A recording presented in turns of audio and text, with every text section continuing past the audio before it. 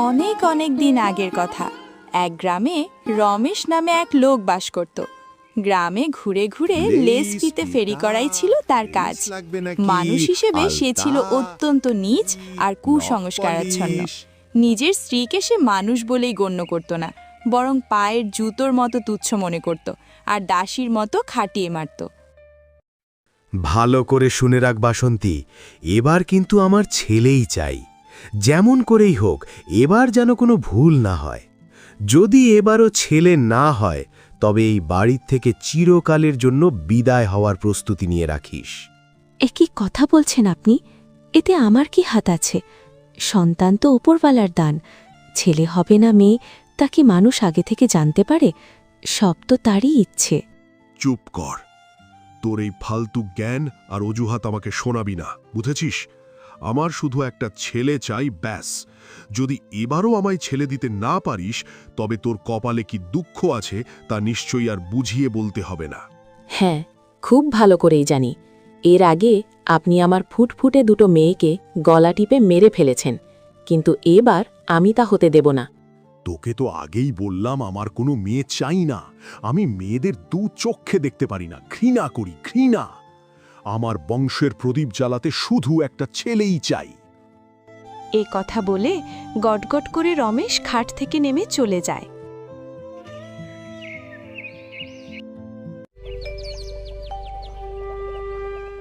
কিছুদিন পর বাসন্তীর সন্তান প্রসবের সময় ঘনিয়ে আসে। হে উপরওয়ালা, এবারও যদি মেয়ে জন্মায়, তবে ওই রাক্ষসটা তো তাকেও শেষ করে দেবে।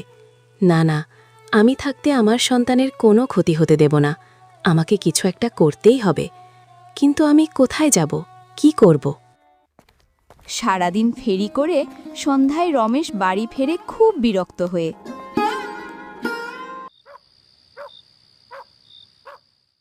ধ্যাত তেরি, আজ সারাটা দিনই মাটি হলো, একটা পয়সাও রোজগার করতে পারলাম না। কি হয়েছে গো? আপনাকে এমন শুকনো দেখাচ্ছে কেন? সব ঠিক আছে তো? কিছু ঠিক নেই। আমি কাল কয়েকদিনের জন্য দূরে অন্য গ্রামে যাচ্ছি। এই গ্রামে আর কোনো বেচা বিক্রি নেই। কাল খুব ভোরে বেরিয়ে যাব। সময় মতো নাস্তা তৈরি রাখিস, বুঝেছিস? আমি সময় মতো সব গুছিয়ে রাখব, আপনি চিন্তা কইরেন না। পরদিন সকালে রমেশ নাস্তা করে অন্য দূর গ্রামে চলে যায়।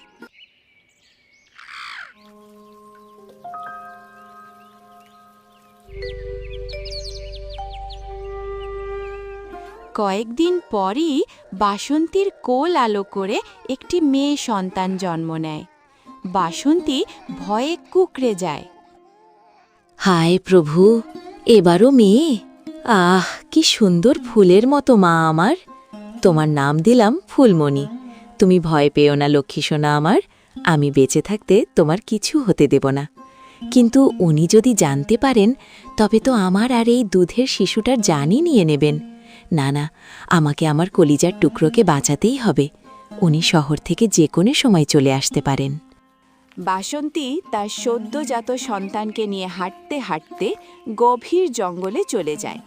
সেখানে সে একটি গুহা দেখতে পায়। হ্যাঁ, এই জায়গাটাই একদম নিরাপদ। আমি আমার ফুলমণিকে এই গুহার ভেতর লুকিয়ে রাখি। এখানে সহজে কোনো বন্য জানোয়ার আসবে না। বাসন্তী তার দুধের বাচ্চাকে গুহায় রেখে আসে। প্রতিদিন লুকিয়ে জঙ্গলে গিয়ে বাচ্চাকে দুধ খাইয়ে আসত, আর রাতে গুহার ভেতর ঘুম পাড়িয়ে আসত। কয়েকদিন পর রমেশ বাড়ি ফেরে। ওগো, ফিরে এলেন? ব্যবসা কেমন হলো? হ্যাঁ, এলাম। আগে এক ঘটি জল নিয়ে আয় তো, বড় তেষ্টা পেয়েছে। হ্যাঁ, আমি এক্ষুনি নিয়ে আসছি, আপনি একটু বসুন। আরে আরে দাঁড়া, বাচ্চা হয়েছে নাকি? কোথায় আমার বেটা ছেলে? নিয়ে আয় তো দেখি, বংশের প্রদীপটা কেমন হয়েছে। ওগো, ওটা আসলে কি ওটা আসলে? স্পষ্ট করে বল, আমার ছেলে কোথায়? যা তাড়াতাড়ি নিয়ে আয় আমার ছেলেকে। ছেলেকে দেখার জন্য মনটা ছটফট করছে। কি আর বলবো আমি, কপাল মন্দ গো আমাদের। বাচ্চাটা ভূমিষ্ঠ হওয়ার পরেই মারা গেছে। আমি তোমাকে কিছুই দিতে পারলাম না। কপাল আমার, মা বাপও আমাকে কার গলায় ঝুলিয়ে দিয়েছিল কে জানে। আগে মেয়ে দিল, আর এবার যেটা হলো সেটাও মরা। যা, দূর হ আমার চোখের সামনে থেকে, অলক্ষী কোথাকার। বাসন্তী কাঁদতে কাঁদতে সেখান থেকে বিদায় নেয়, কিন্তু মনে মনে তার একটাই চিন্তা, তার কোলের সন্তান জঙ্গলের গুহায় আজ কেমন আছে। ওনার সামনে দিয়ে আমি আমার বাচ্চার কাছে যাব কি করে? কোনো একটা বাহানা তো করতেই হবে। সৃষ্টিকর্তা, আমায় একটা বুদ্ধি তো দাও। কিরে বাসন্তী, এই অবেলায় কোথায় চললি কুঠার নিয়ে? ওগো, ঘরে তো উনুন জ্বালাবার মতো এক টুকরো কাঠও অবশিষ্ট নেই। রান্নাবান্না হবে কি করে? আমি জঙ্গল থেকে চট করে কিছু কাঠ কুড়িয়ে নিয়ে আসি। ঠিক আছে, যা, তবে চটপট ফিরবি। পেটে খিদের আগুন জ্বলছে আমার। দেরি হলে কিন্তু তোর পিঠের চামড়া থাকবে না, এই বলে রাখলাম। ঠিক আছে গো, আমি এক্ষুনি যাচ্ছি আর আসছি। বাসন্তী ঊর্ধ্বশ্বাসে দ্রুত জঙ্গলের সেই গুহায় পৌঁছালো, কিন্তু সেখানে ঢুকতেই তার বুক কেঁপে উঠল। গুহার ভেতর বাসন্তী দেখল তার শিশুটির ঠিক পাশেই এক বিশাল নেকড়ে দাঁড়িয়ে আছে। ওরে আমার, এ কি সর্বনাশ হলো! হে প্রভু, দয়া করো আমায়, বুকের মানিককে বাঁচাও। হো নেকড়ে ভাই, দোহাই তোমার, আমার দুধের শিশুটাকে কিছু করো না। আমি বড় অভাগী গো, এই শিশুর কেউ নেই। তুমি একে খেও না নেকড়ে ভাই, তোমার দুটি পায়ে পড়ি। বাসন্তীর করুণ আরতি শুনে নেকড়েটি স্থির হয়ে গেল। সে তার হিংস্র মাথা নিচু করে শান্তভাবে দাঁড়িয়ে রইল। নেকড়ের পশু মনেও যেন দয়া জাগল। আমার বুকের মানিক, আমাকে ক্ষমা করে দিস। তোকে নিজের বুক থেকে দূরে এই অন্ধকার গুহায় রাখতে হচ্ছে, কিন্তু আমি কি করব রে মা? তোর বাবা তো জানোয়ারের চেয়েও অধম। ঘরে নিয়ে গেলে সে তোকে মেরেই ফেলবে। তার হাত থেকে তোকে বাঁচাতে এছাড়া আর যে কোনো পথ নেই আমার। বাচ্চাটি দুধ খেতে খেতে মায়ের কোলে ঘুমিয়ে পড়ে। বাসন্তী এবার অনুনয় বিনয় করে নেকড়েকে বলছে, নেকড়ে ভাই, আমার সোনা মাটাকে একটু দেখে রাখিস। তুই ছাড়া এই বনে ওর আপনার কেউ রইল না। আমি আবার জলদি আসবো তোদের দুজনকে দেখতে। বাসন্তী জঙ্গল থেকে কিছু কাঠ সংগ্রহ করে বাড়িতে ফিরতেই শুরু হয় তার স্বামীর গগন বিদারী চিৎকার। এক আন্টি কাঠ ছানতে তোর এত সময় লাগে? হ্যাঁ, নবাবজাদি পেয়েছিস নাকি নিজেকে, নাকি আমাকে বোকা পেয়েছ? ওগো, আসলে বনের ভেতরে কাঠ পাচ্ছিলাম না, তাই। অনেক হয়েছে তোর এই তালবাহানা। তোর ওই আসলে আসলে বলা বন্ধ কর। গিয়ে চুলোয় হাঁড়ি বসিয়ে দে, জলদি রান্না কর, আমার অনেক ক্ষুধা লেগেছে। সেদিন রাতে বাসন্তী ক্লান্ত হয়ে ঘুমিয়ে পড়ে। পরদিন সকালে সে আবার জঙ্গলে যাওয়ার প্রস্তুতি নিতেই রমেশ পথ আটকায়। আজ আবার কুঠার নিয়ে কোথায় চললি? হ্যাঁ, ওগো, কালকের কাঠে তো হবে না, আজ আবার কাঠ আনতে হবে। তোর কি মাথা খারাপ হয়েছে? রোজ রোজ কাঠ ফুরিয়ে যায়। আমার খিদে পেয়েছে, তুই এখন কোথাও যাবি না। ঘরের পেছনে কিছু কাঠ পড়ে আছে, ওগুলো দিয়েই রান্না কর। জঙ্গলে পরে গেলেও চলবে। হায় প্রভু, এখন কি হবে? আমার বাচ্চাটা তো খিদের জ্বালায় কাঁদতে শুরু করবে। ওর কান্নার শব্দ শুনে যদি কোনো হিংস্র জানোয়ার গুহায় ঢুকে পড়ে, তবে কি সব শেষ হয়ে যাবে? কিরে, কানে কি তালা লেগেছে? রান্না করতে বললাম না, যা। এদিকে বাচ্চাটি খিদের চোটে গুহায় চিৎকার করে কাটছে। সেই রাস্তা দিয়ে মলি আর লালি নামে দুটি ছাগল যাচ্ছিল। থাম তো লালি বোন, একটু শোনো। কি হলো মলি বোন, হঠাৎ থামলে কেন? আরে লালি বোন, মন দিয়ে একটু শোনো তো। গুহার ভিতরে থেকে কেমন যেন একটা বাচ্চার কান্নার শব্দ আসছে। কি বলছো তুমি? গুহার ভিতরে বাচ্চার কান্নার আওয়াজ কি করে হতে পারে? আরে হ্যাঁ, আমার মনে হচ্ছে এটা কোনো মানুষের বাচ্চার আওয়াজই হবে। আরে সত্যি তো, তুমি ঠিকই বলছো। এ তো মানুষের বাচ্চার কান্নার মতো শোনাচ্ছে। কিন্তু এই গহীন জঙ্গলে মানুষের বাচ্চা এলো কোত্থেকে? তাহলে চলো বোন, গুহার ভিতরে গিয়ে দেখি কে কাঁদছে। এবার লালি এর মলি ছাগল গুহার ভেতরে উকি দিয়েই শিউরে উঠল। দেখল একটা ফুটফুটে বাচ্চা কাঁদছে আর তার সামনেই নেকড়ে ভাই দাঁড়িয়ে আছে। নেকড়ে ভাই, আমরা ভুল করে তোমার গুহায় চলে এসেছি। বাচ্চার কান্নার আওয়াজ পেয়েছিলাম তো, তাই আমাদের ক্ষমা করে দাও। ও নেকড়ে ভাই, এই নিষ্পাপ শিশুটিকে দেখো তো একবার। ওকে এখানে কে ফেলে গেল? কি পাষাণ মানুষগুলো! দেখো দেখো, খিদের চোটে বাচ্চাটা কেমন নীল হয়ে যাচ্ছে। নেকড়ে ভাই, তোমার পায়ে পড়ি, তুমি ওকে খেও না। ওর বোধহয় খুব খিদে পেয়েছে। ঠিকই বলেছ মলি বোন, এক কাজ করি, আমি ওকে আমার দুধ খাওয়াই, তবেই ওর কান্না থামবে।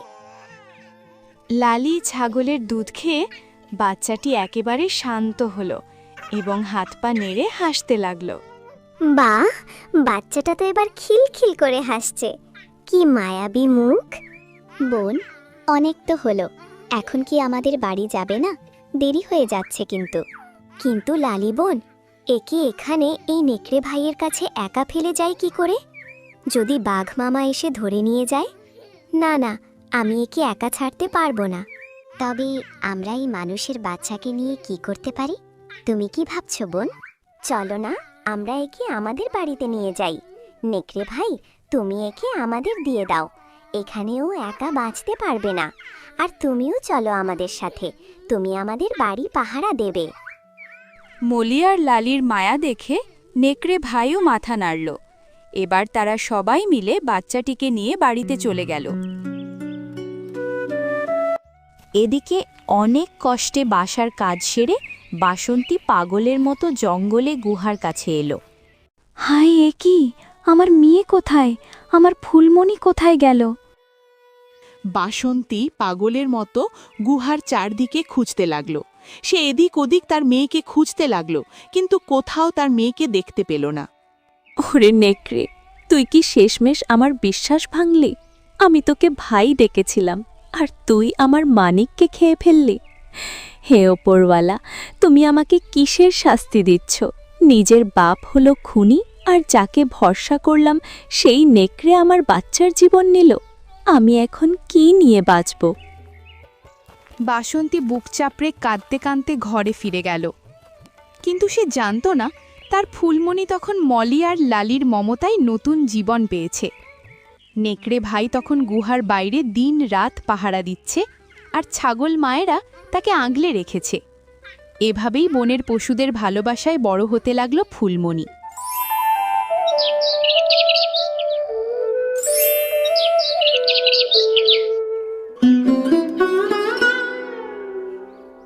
বাহ, আমাদের লক্ষ্মী মেয়ে তো দিন দিন কত বড় হয়ে যাচ্ছে।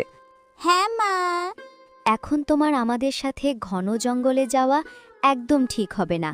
তুমি বরং এই গুহার ভেতরেই থেকো। আমরা ফেরার সময় তোমার জন্য বনের সবচেয়ে মিষ্টি আর টাটকা ফল নিয়ে আসব। ঠিক আছে মা, আমি আজ বাড়িতেই থাকব। শোনো মা, আমরা এখন ঘাস খেতে যাচ্ছি, তুমি ভেতরেই থাকবে। খবরদার একদম বাইরে যাবে না। বাইরে তোমার নেকড়ে মামা পাহারায় থাকবে। সে এখন শিকারে গেছে, তবে এখনই ফিরে আসবে। সে না আসা পর্যন্ত খুব সাবধানে থাকবে, বুঝেছ? তোমরা একদম চিন্তা করো না মা, আমি এক পাও বাইরে যাব না। তোমরা নিজেদের খেয়াল রেখো। লক্ষ্মী মেয়ে আমার, তাহলে আমরা চললাম। সাবধানে থেকো সোনা। তোমরাও সাবধানে যেও মা। লালি আর মলি সেখান থেকে চলে যায়। ফুলমণি গুহার মুখে দাঁড়িয়ে তার মায়েদের চলে যাওয়া দেখছিল। এমন সময় এক চঞ্চল বানর দুলতে দুলতে গুহার সামনে আসে। আরে ছোট বন্ধু, তুমি কি সারাটা দিন এই অন্ধকার গুহার ভেতরেই বসে থাকবে? বাইরে কত সুন্দর বাতাস আর রোদ। আসো না, বাইরে একটু খেলা করি। আরে না না বানর বন্ধু, আমার মায়েরা বাইরে যেতে বারণ করেছে। নেকড়ে মামাও এখন নেই, বাইরে গেলে খুব বিপদ হতে পারে। আরে আমি জানি তো, ওই পাহারাদার নেকড়েটা নেই বলেই তো আমি এসেছি। ওই দুষ্টুটা তো তোমাকে আমার সাথে খেলতেই দেয় না। চলো না, আমরা শুধু গুহার সামনেই থাকবো, একদম দূরে যাব না। বানরের কথায় ভুলে ফুলমণি গুহার বাইরে চলে আসে। যখন তারা দুজন খেলা করছিল, একটু পরেই বনের ছোপের আড়াল দিয়ে এক বিশাল বাঘ শিকারের খোঁজে যাচ্ছিল। সারাদিন এদিক সেদিক ঘুরেও একটা পুঁচকে শিকার মিলল না। খিদের চোটে পেটের ভেতর ইঁদুর দৌড়াচ্ছে। একবার যদি কাউকে বাঘে পাই, এমন এক থাবা মারব যে সোজা পেটের ভেতর চালান করে দেব। আরে আরে, এটা কার হাসির শব্দ? মানুষের বাচ্চার মতো লাগছে না। সামনে গিয়ে দেখি তো কি হচ্ছে। বাঘটি গুড়ি গুড়ি পায়ে গাছের আড়ালে গিয়ে দেখল এক বানর আর ফুলমণি খেলছে। আরে এ কি, এত ঘন জঙ্গলে আজ তো এক মানুষের বাচ্চা এখানে কি করে এলো? আরে তাতে আমার কি? আমার তো শুধু কচি মাংস খাওয়া নিয়ে কথা। আজ এই বাচ্চাটাকেই খাবো, কি যে মজা হবে। বাঘটি যেমনই থাবা উঁচিয়ে ফুলমণির ওপর ঝাঁপ দিতে যাবে, তখনই চালাক বানরটি চিৎকার শুরু করলো আর লাফিয়ে লাফিয়ে বাঘকে বিরক্ত করতে লাগলো। ফুলমণি এই সুযোগে চট করে গুহার ভেতর ঢুকে দরজা লাগিয়ে দিল। এই পাজি বানর, পালা এখান থেকে। তোর কি প্রাণের মায়া নেই? আমার আর আমার শিকারের মাঝে এলে তোকেও চিবিয়ে খেয়ে ফেলবো।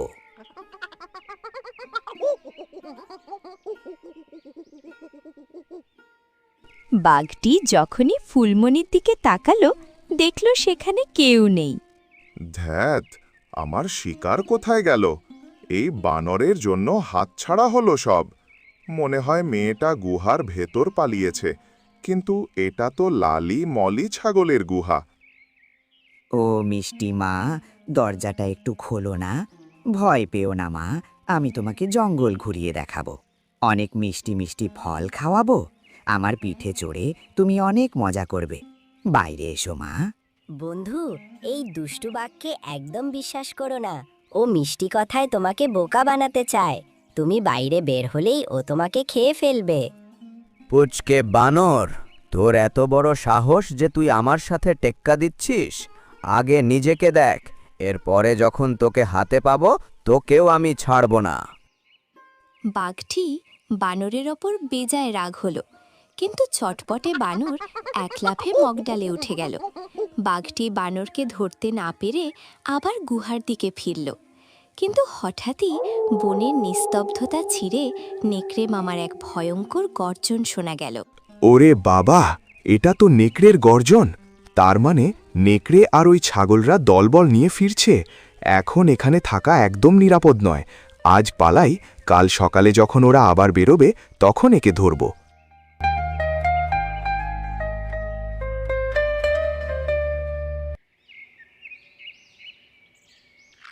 কিছুক্ষণ পর লালি আর মলি গুহায় ফিরে আসে এবং গুহার সামনে বাঘের পায়ের ছাপ দেখতে পায়। মলি বোন, দেখো এগুলো কি বাঘের পায়ের ছাপ কিনা? আমার তো মনে হচ্ছে বাঘের পায়ের ছাপই হবে। হ্যাঁ বোন, এ তো নিশ্চিতই বুনো বাঘের ছাপ। ওরে আমার ফুলমণি, ওর কিছু হয়নি তো? কেঁদো না বোন, চলো ভেতরে গিয়ে দেখি। তারা দৌড়ে গুহার সামনে গিয়ে ফুলমণিকে ডাকল। সোনা মা আমার, তুমি কি ভেতরে আছো? দরজাটা খোলো মা। ফুলমণি তার মায়ের গলা শুনে দৌড়ে এসে দরজা খুলে দেয়। ও মা, তোমরা এসেছো? ওই বাঘটা আজ আমাকে খেয়েই ফেলতো মা। ভয় পাস না মা, আমরা থাকতে তোর কোনো ক্ষতি হতে দিব না। মা, ওই বাঘটা খুব দুষ্টু। ও আমাকে কত মিষ্টি কথা বলে বাইরে ডাকছিল, কিন্তু আমি ওর চালাকি ধরে ফেলেছি। আমি দরজা খুলিনি মা। মা, তুমি খুব সাহসী কাজ করেছো। ওই বাঘের হিম্মত কত বেড়েছে দেখো। ওকে একটা উচিত শিক্ষা দিতেই হবে। কিন্তু বোন, নেকড়ে ভাই কোথায়? ওর তো আরও আগে আসার কথা ছিল। বাঘটা যখন আমাদের মেয়েকে চিনে ফেলেছে, ও কাল আবার আসবেই। ঠিক বলেছ লালি। নেকড়ে ভাই ফেরুক, তারপর আমরা সবাই মিলে এই বদমাশ বাঘকে এমন শিক্ষা দেব যে ও এই বনের পথ ভুলে যাবে। এখন আমাদের ফুলমণির পাশে থাকা দরকার। সেই রাতে তারা ফুলমণিকে আগলে রাখল। পরদিন সকালে নেকড়ে ভাই ফিরে এলে সবাই মিলে এক বুদ্ধি করল। শোনো বনলালি, আর তুমিও শোনো নেকড়ে ভাই, আজ আমরা এই বাঘকে একদম জ্যান্ত ছাড়ব না। ওকে একটা শিক্ষা দিতেই হবে। কিন্তু বোন, বাঘের শক্তির সাথে কি আমরা পারবো? কেন পারবো না? আমরা আজ কেউ জঙ্গলে যাব না। নেকড়ে ভাই, তুমি তোমার কয়েকটা বন্ধুকে ডেকে নিয়ে এসো। আমরা সবাই গুহার ভেতর ওত পেতে থাকব। এবার তারা ফুলমণিকে লুকিয়ে রেখে সবাই গুহার ভিতরে ওত পেতে রইল। কিছুক্ষণ পর বাঘটি ধীর পায়ে গুহার দরজায় এসে নক করল। ওই ছোট্ট মামুনি, বের হয়ে এসো, আজ আমরা দুজনে খুব খেলবো। ভয় পেও না সোনামা, দরজাটা খোলো। আচ্ছা, খুলবে না তো? তবে আমিই আসছি। এবার বাঘটি তার শক্তি দিয়ে ধাক্কায় ধাক্কায় দরজা ভেঙে ভেতরে ঢুকল, কিন্তু গুহার ভেতর কোনো আলো নেই। কোথায় গেল মানুষের বাচ্চাটা? ও মা, লুকোচুরি খেলছো নাকি? সামনে এসো সোনামা, খিদের চোটে আমার মেজাজ কিন্তু বিগড়ে যাচ্ছে।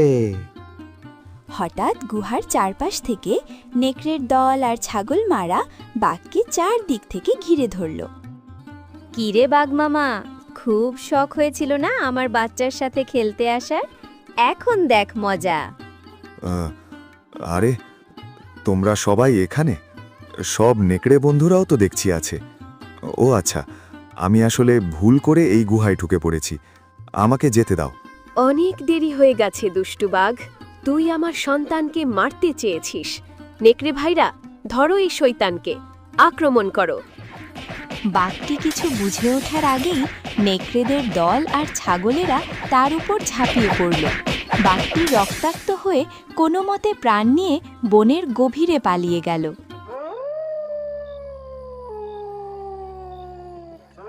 মা, তোমরা আমাকে আর কখনো একা ফেলে যেও না।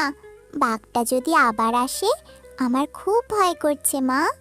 না মা, কাল ওকে যে শিক্ষা দিয়েছি, ও আর জীবনেও এই গুহার ধারে কাছে ঘেঁষবে না। ও এখন ভয়ে কাঁপছে। তবুও মা, আমি তোমাদের সাথে জঙ্গলে যেতে চাই।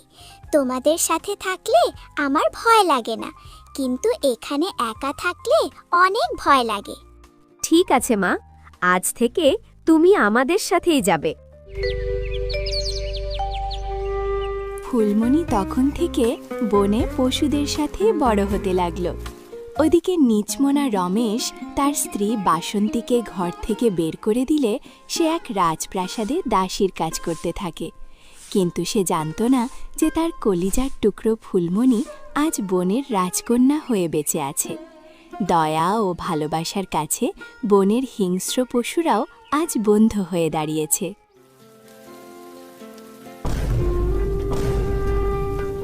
সময় কারো জন্য থেমে থাকে না। দেখতে দেখতে দিন পেরিয়ে বছর ঘুরল। বনের সেই ছোট্ট ফুলমণি এখন এক অপূর্ব সুন্দরী তরুণীতে পরিণত হয়েছে। এই গহীন জঙ্গলই তার ঘর। ঝর্ণার জলে স্নান করা আর বনের পশু পাখিদের সাথে গল্প করেই তার দিন কাটে। দেখ দেখ প্রজাপতি, তোদের ডানার রং আজ কত উজ্জ্বল লাগছে। মনে হচ্ছে যেন পৃথিবীর সব রং আজ তোদের ডানায় সেজেছে। এমন সময় বনের ভেতর শিকার করতে আসা এক রাজপুত্র এর নজরে এলো ফুলমণি। এ কি? এই গহীন অরণ্যে এত মায়াবী এক রূপসী? এ কি বনের কোনো দেবী নাকি মানবী? আমার ওর কাছে গিয়ে পরিচয় নেওয়া উচিত। এই জঙ্গলে কে তুমি বসে আছো? তুমি মানুষ নাকি পরী? কত সুন্দর তোমার রূপ। রাজপুত্র এই কথা বলতেই ফুলমণি ভয় পেয়ে দৌড়ে গুহার দিকে গেল। আরে শোনো শোনো, পালিয়ে যাচ্ছ কেন? আমি তোমার কোনো ক্ষতি করব না।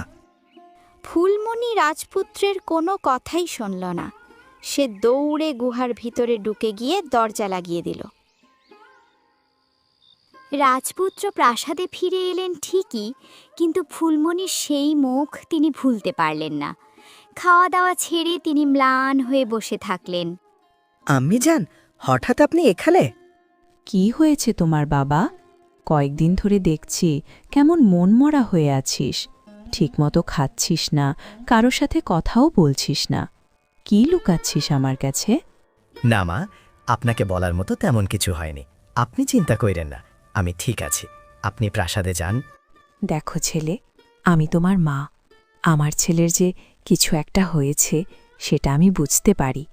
আমায় খুলে বলো বাবা। মা, আসলে আমি সেদিন শিকারে গিয়ে জঙ্গলে পাহাড়ের কাছে একটা মেয়েকে দেখতে পাই।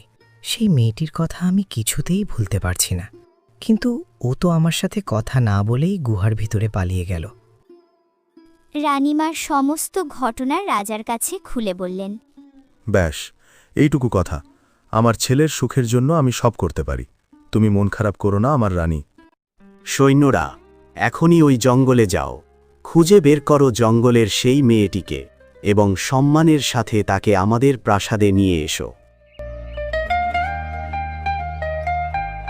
মনে হয় এটাই সেই গুহা।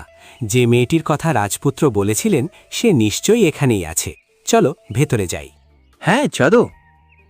শোনো মেয়ে, তোমাকে আমাদের সাথে রাজপ্রাসাদে যেতে হবে। এটা মহারাজার হুকুম।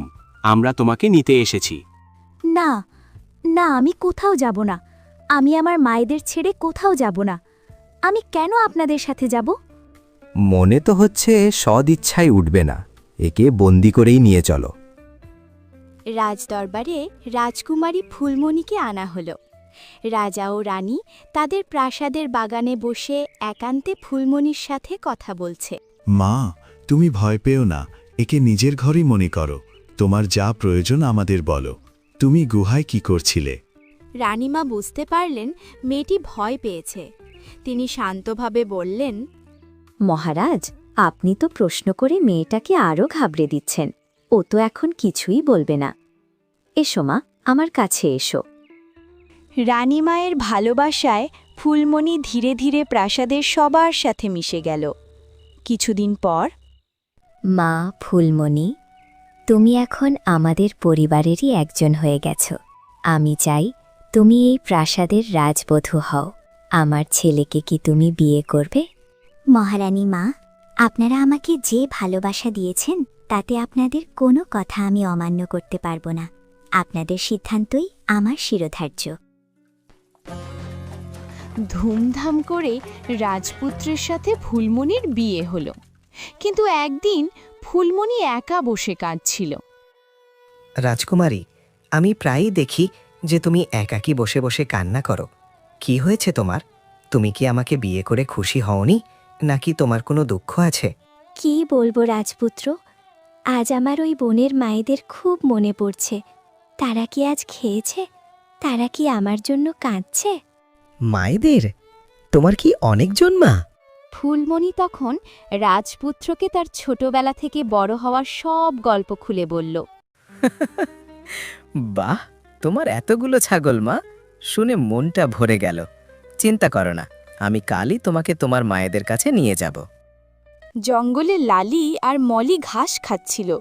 রাজপুত্র আর ফুলমণি সেখানে পৌঁছালো। মা, মলিমা, লালিমা, দেখো আমি এসেছি। মা, তুই এসেছিস? আমি তো ভেবেছিলাম তোকে আর কোনোদিন দেখতে পাবো না। মা, আমাকে ক্ষমা করো, আমি না বলে চলে গিয়েছিলাম। ওগো রাজপুত্র, দেখো এরাই আমার মা, এরাই আমাকে মানুষ করেছে। আজ আমি চিন্তামুক্ত হলাম। খুব ভালো ঘরে তোর বিয়ে হয়েছে। তুই তোর স্বামী আর শ্বশুর শাশুড়ির সেবা করিস। আমার দোয়া সবসময় তোর সাথে আছে। প্রাসাদে ফিরে আসার পর ফুলমণির মা বাসন্তী তাকে ফুলমণির সেবা করার জন্য দেওয়া হয়েছিল। ফুলমণিকে দেখলেই মায়া মায়া লাগত। একদিন সে রাতের খাবার দিতে গিয়ে জিজ্ঞাসা করল, রানীমা, যদি বেয়াদবি না নেন, একটা কথা জিজ্ঞেস করব। হ্যাঁ বলুন। আপনার আসল জন্মদাতা বাবা মা কে? আপনার মা কি সত্যিই ওই বনের ছাগলগুলো? ছাগল তো আর মানুষের মাতাপিতা হতে পারে না। আমি জানি না। আমার মলিমা বলেছিল এক কুয়াশা ঢাকা ভোরে তারা আমাকে জঙ্গলের এক গুহায় নেকড়ের সাথে পেয়েছিল। এর বেশি আমি কিছুই জানি না। নেকড়ের সাথে গুহার কথা শুনে বাসন্তীর চোখ দিয়ে জল গড়িয়ে পড়ল। সে বুঝতে পারল এটাই তার সেই হারিয়ে যাওয়া ফুলমণি। আর একটা কথা জিজ্ঞেস করব রানীমা, সত্যি বলবেন? হ্যাঁ, অবশ্যই সত্যি বলবো, মিথ্যে কেন বলবো? আপনার হাঁটুর একটু উপরে কি একটি কালো দাগ আছে? আরে হ্যাঁ, আছে তো। আশ্চর্য ব্যাপার, কিন্তু আপনি কি করে জানলেন? আর আপনি কাঁদছেন কেন?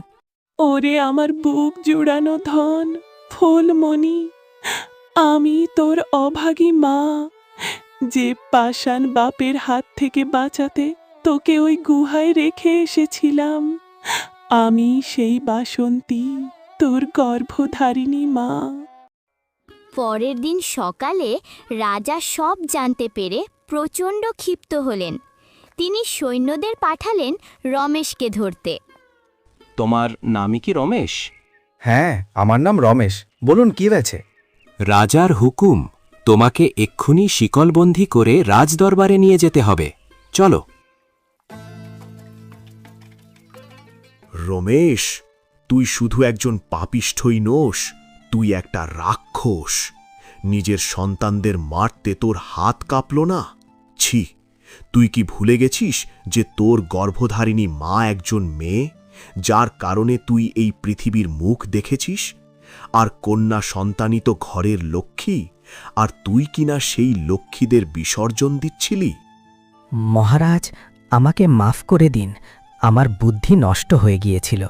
আমি আমার বংশ রক্ষে করার আশায় ছেলের জন্য এইসব করেছিলাম।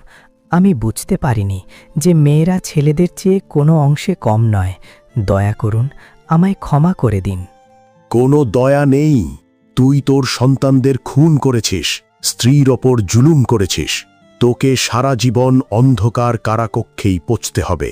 সৈন্যরা, নিয়ে যাও এই পাপিষ্ঠকে। বাসন্তী ফিরে পেল তার সম্মান আর মেয়েকে। রাজপ্রাসাদের রাজমাতা হিসেবে তার দিন কাটতে লাগল। আর পাপিষ্ঠ রমেশ পেল তার পাপের কর্মফল। মনে রাখবেন বন্ধুরা, ছেলে আর মেয়ের মধ্যে কোনো ভেদাভেদ নেই। মেয়েও ঠিক ততটাই প্রয়োজনীয় যতটা একটি ছেলে বা পুত্র। কেমন লাগলো আপনাদের এই গল্পটি? কমেন্ট বক্সে অবশ্যই জানাবেন। আর এমন সব গল্পের জন্য চ্যানেলটি সাবস্ক্রাইব করে পাশে থাকুন। ধন্যবাদ।